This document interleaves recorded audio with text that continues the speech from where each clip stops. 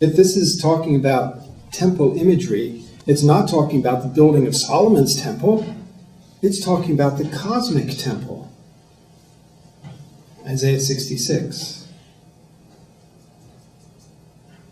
Heaven is my throne, and the earth is my footstool. Who need build a temple for me? God views the cosmos as his temple. And the idea that we have the functional aspects of God's cosmic temple being inaugurated here in Genesis 1, and that after he sets everything up to be just right for people, because remember, functions have to do with people. God doesn't need this cosmos. He didn't make it for him. That's different from the ancient world, by the way. There are differences. God didn't make it for himself. He made it for people, but it doesn't do any good for people if God's not in it. And it becomes a functional cosmic temple when God puts people in the image of God in their place, and then he takes up his rest in the center of this cosmic temple to run it. There's often discussions about that phrase, it was good, it was good, it was good. What else could it be if God created it? What do we mean it was good? Morally perfect? Ethically cool? What are we talking about here? Well, I'm going to suggest to you that it was good means that it was functional for people. That's the way in which it was good. You'd say, well, how do you know that? The word good can mean a lot of different things. I know that because the text tells me. I get to chapter 2, and the text tells me about something that isn't good. Oh, now I should pay attention because this is going to help me know what good is. If I know what isn't good, then I'll know what good is. And what does the text tell us in chapter 2? It is not good for man to be alone. Oh, that's so functional. Good for whom? Good for people. And so this cosmic temple exists only when God has put people in his image in their place and when he enters in. You know, it's interesting when we talked about Genesis 1 in the old days. Genesis 1 is a material account of origins. We didn't know what to do with day 7.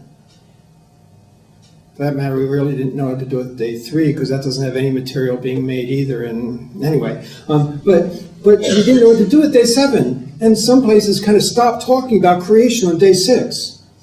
After all, we got to people. Okay, but you can't stop this chapter after day 6. This cosmic temple does not yet exist at the end of day 6. It's not until God takes up his rest. And when God rests in this temple, now it exists. And so the functions are declared in Genesis 1. That's the first 3 days. By the way, do you remember those elements we saw in Enuma Elish? We saw them talking about time, and we saw them talking about weather, and we saw them talking about food. And looky here, time, weather, and food. What about days 4, 5, and 6? These are not the functions now. These are the functionaries. Okay? So the sun, moon, and stars, what are they for? Not to be burning balls of gas. Okay? They are for signs, seasons, days, years, all centered around people. They function for people. Okay? Birds, fish, animals, be fruitful and multiply. Those are the functions it talks about. They populate our world. People in the image of God, male and female, functions. Okay, so all of these functionaries have their functions. So the functionaries are installed. Again, we find in the Gudea text the same kinds of things. Functions named, functionaries installed. That's what temple texts are about. So the cosmos is a temple. Ancient Near Eastern imagery, we've talked about the biblical imagery. Psalm 66, I mentioned. Psalm 104, you could jot down also. Psalm 32, verses 13 through 15 or so. Very important passage for that. The idea of lights, the lights, God talked in Genesis 1, the lights in the heavens, same word as the lights in the temple. The rivers flowing from the temple and from Eden. The priestly terminology, Genesis 2:15, he put them there, we say, to work and to serve, and we always seem to think about that as landscaping or horticulture. That's not the nature of the words. These are priestly terms that talk about their priestly role in sacred space. The temple is constructed as a microcosmos, and the cosmos is a macro temple. Again, Psalm 132 there, I've got the reference for you. You need to rush along here. Conclusion, the text asserts that in the 7-day initial period, God brought the cosmos into operation by assigning roles and functions. That is the ultimate creative activity in the ancient world. It's the most important thing. Notice Genesis 8:22. After things have been undone in the flood, then he's going to reestablish creation. Look what he says. As long as the earth endures, seed time and harvest, cold and heat, summer and winter, day and night, he just backed through them. Food, weather, time will not cease. It's all about functions. Our world's about functions too. We must stop thinking about the world as a machine. That's what our science tells us. It's a machine. It just runs. Natural laws, natural cause and effect, materialism. It is not a machine. It is God's cosmos. It's God's temple.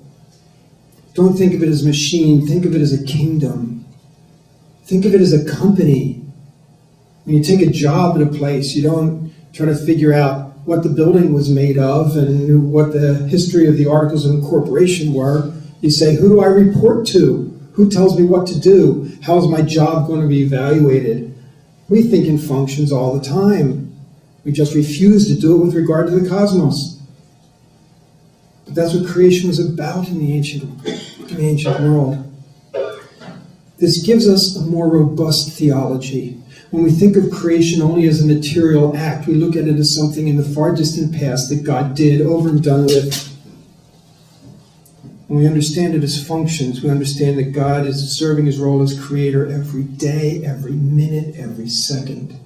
And if God stopped doing it, not only would things get worse and run down, or there'd be more hate in the world, we would cease to exist, as would everything else, if God took his hand off for a second. Because this is God's place. And it functions by his will, and by his authority, and by his word. And the robust theology that flows out of that as we understand God's creation and our part in it is much more important than saying God made stuff.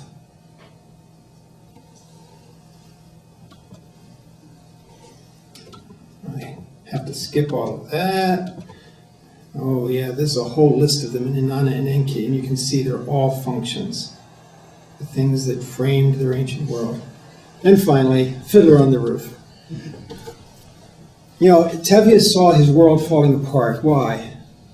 His world was falling apart because there are certain things that were supposed to work in certain ways. Tradition. The tradition told them how things ought to work. And if they didn't work that way, the world was falling apart. And I suggest that you think the same way too. When life's going wrong, when everything's falling apart, when it seems like it's bursting at the seams and nothing's the way it ought to be,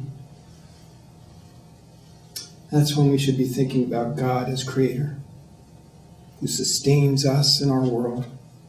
He did from the beginning, and he does today. Thanks very much.